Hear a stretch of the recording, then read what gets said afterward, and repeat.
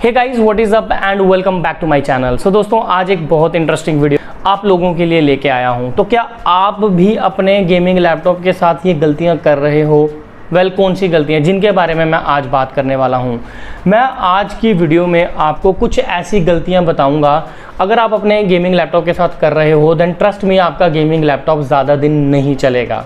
तो अगर आप अपने लैपटॉप को चाहते हो, गेमिंग लैपटॉप को चाहते हो कि वो ज़्यादा दिन चले, 5 से 7 साल आपका साथ दे दे, तो इस वीडियो को एंड तक ज़रूर देखना, बिकॉज इस वीडियो में बहुत इंपॉर्टेंट पॉइंट्स, बहुत इंपॉर्टेंट इन्फॉर्मेशन मैं आपको देने वाला हूँ। ओके, तो चलिए बिना वक्त गवाए सीधा पॉइंटर्स के साथ स्टार्ट करते हैं। मैं आपको यही बोलूँगा कि अगर आपको वीडियो अच्छी लग जाए तो वीडियो को लाइक एंड चैनल को सब्सक्राइब ज़रूर करना, बिकॉज ऐसी इंपॉर्टेंट वीडियोज़ हम आपके लिए लेके आते रहते हैं। So let's get started.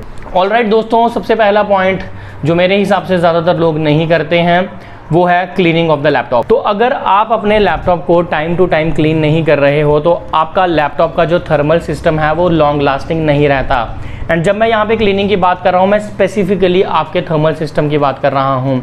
मैंने लोगों के लैपटॉप्स को ओपन करके देखा है एंड उनके फैंस के आसपास जो है वो इतनी ज़्यादा डस्ट एक्यूमुलेट हुई होती है कि उन लोगों को उस चीज़ की बिल्कुल भी अवेयरनेस नहीं है।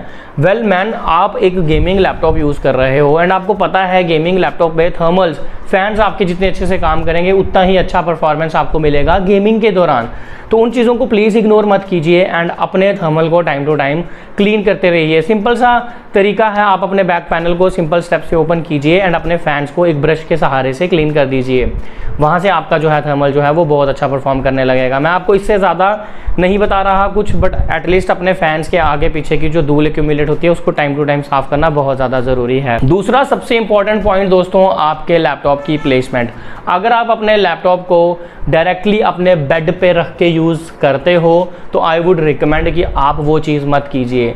उस चीज़ से क्या होगा कि आपके लैपटॉप के जो नीचे के वेंट्स हैं वो ब्लॉक हो जाएंगे एंड उनके ब्लॉक होने से होगा क्या, जो आपका एयर का सर्कुलेशन है, बिकॉज वो एयर इनटेक के लिए होते हैं, तो आपके थर्मल्स के लिए एक प्रॉपर एयर सर्कुलेशन ब्लॉकेज हो जाएगा जो आपके टेम्परेचर्स को राइज कर देगा। तो मैं यही कहूँगा, या तो आप अपने टेबल पे बिल्कुल प्लेन सरफेस पे सीधा रखिए लैपटॉप, बिकॉज लैपटॉप के नीचे पैड होते हैं जो उसको हाइट प्रोवाइड कर देते हैं, तो हवा का सर्कुलेशन रहता है। अदरवाइज आप हल्का सा उसको हाइट देने के लिए कोई स्टैंड कुछ भी यूज़ कर सकते हो जिससे आपका लैपटॉप हल्का सा अप रहे, आपकी आई के साथ एक एंगल भी अच्छा बन जाता है और लैपटॉप के जो वेंट्स रहते हैं वहाँ पे आपका एयर सर्कुलेशन भी इंक्रीज हो जाता है। तो ये चीज़ ज़रूर इंपॉर्टेंट रखना कि आपके लैपटॉप की प्लेसमेंट बहुत इंपॉर्टेंट है। डायरेक्टली बेड या ऐसी वैसी जगहों पे जहाँ से उसका नीचे का सिस्टम ब्लॉक हो जाए वहाँ पे प्लीज़ यूज़ ना करें। तीसरा सबसे इंपॉर्टेंट पॉइंट जो मैंने लोगों को, मतलब मैं इतना समझा चुका हूँ उस पॉइंट को, लोग पता नहीं क्यों नहीं उसको समझते। मैंने आज भी लोगों को ये कहते हुए देखा है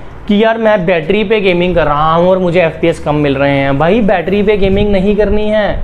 आप गेमिंग लैपटॉप जब लेते हो उसमें GPU एंड CPU दोनों हाई पावर रहते हैं, राइट। हाई पावर मीन्स कि वो आपके बैटरी की पावर पे नहीं अच्छा एफिशिएंट काम करेंगे। अगर वो एफिशिएंटली काम नहीं करेंगे तो आपको FPS नहीं मिलेंगे। So it's highly recommended, not recommended, ऐसा ही करना है कि आपने जब भी गेमिंग या हाई परफॉर्मिंग टास्क करने हैं तो आप पावर सोर्स यानी बैटरी पे पावर सोर्स कनेक्ट करके कीजिए। गेमिंग को बैटरी पावर पे मत कीजिए, मतलब बैटरी पे गेमिंग करना बिल्कुल मना है। प्रॉपर मैं बोलूँगा नॉट एट ऑल रिकमेंडेड। उससे आपकी बैटरी जो है वो ख़राब हो जाएगी, आपके जो चार्जिंग साइकिल्स हैं वो ख़त्म हो जाएंगे, तो आपकी बैटरी की लाइफ रिड्यूस होगी फॉर श्योर। तो अगर आप चार्जिंग कनेक्ट करके यानी पावर सप्लाई कनेक्ट करके गेमिंग करते हो तो आपकी बैटरी भी बची रहेगी एंड आपको परफॉर्मेंस, FPS, रिफ्रेश रेट सब जो है वो अच्छा देखने को मिलेगा एंड ओवरऑल आपकी परफॉर्मेंस बहुत ज़्यादा स्मूथ रहेगी। तो इस चीज़ का प्लीज़ ध्यान रखें। अगला पॉइंटर जो बहुत ज़्यादा इंपॉर्टेंट है वो है नॉट ओपनिंग विद केयर। मैंने जनरली लोगों को देखा है कि वो अपने लैपटॉप को, अगर उनका ये लैपटॉप है तो जब इसको बंद करेंगे तो डायरेक्टली यहाँ से पकड़ के इसको ओपन करेंगे। अब मैं आपको इसका ड्रॉबैक बताता हूँ। जनरली आपका जो लैपटॉप रहता है ना, गेमिंग लैपटॉप, उसका जो बेस होता है ना वो बहुत ज़्यादा हैवी होता है, ठीक है। सेंटर से वन फिंगर ओपन करना बिल्कुल सेफ है, बिकॉज आप एक बिल्कुल इवनली डिस्ट्रीब्यूटेड वेट के हिसाब से उसको ओपन करते हो। बट जब आप इसको कॉर्नर से ओपन करते हो ना तो देयर आर हाई चांसेस कि आप इसके एक साइड पे ज़्यादा प्रेशर डाल रहे हो, जो लॉन्ग टर्म में आपकी हिंज पे इम्पैक्ट डालता है, आपकी डिस्प्ले पे इम्पैक्ट डालता है। तो ये चीज़ बिल्कुल रिकमेंडेड नहीं है। मैं स्पेसिफिकली गेमिंग लैपटॉप्स में इस चीज़ को इसलिए कवर कर रहा हूँ बिकॉज गेमिंग लैपटॉप का बेस जो है वो बहुत ज़्यादा हैवी रहता है।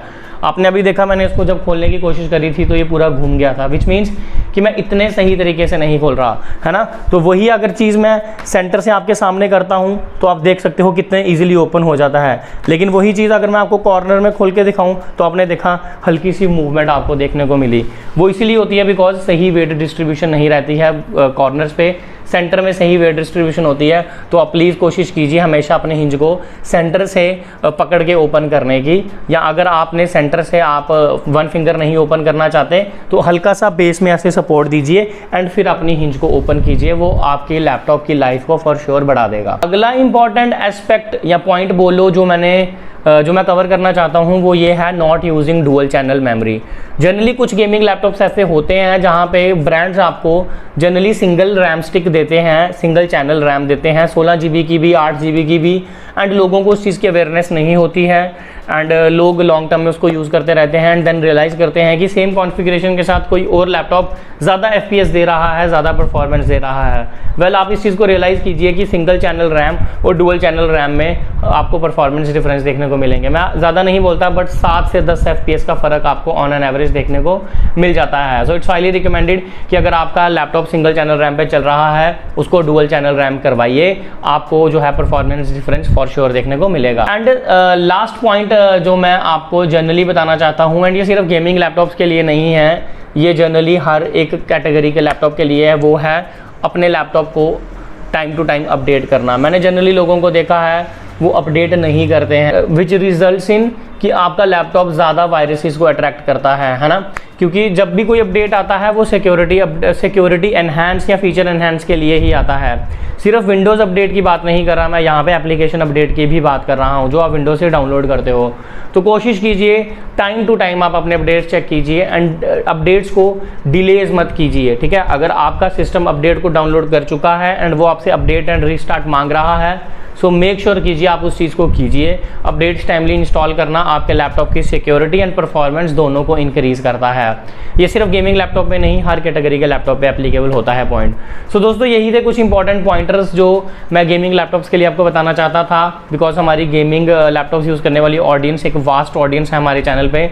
तो आई होप आपको ये वीडियो हेल्पफुल लगी होगी, एंड अगर ऐसा है तो अपने वीडियो को करना है लाइक एंड हमारे चैनल को करना है सब्सक्राइब। मिलते हैं फिर किसी वीडियो में फिर किसी ऑसम कंटेंट के साथ, तब तक के लिए जय Hind. Thanks for watching. Thanks a lot.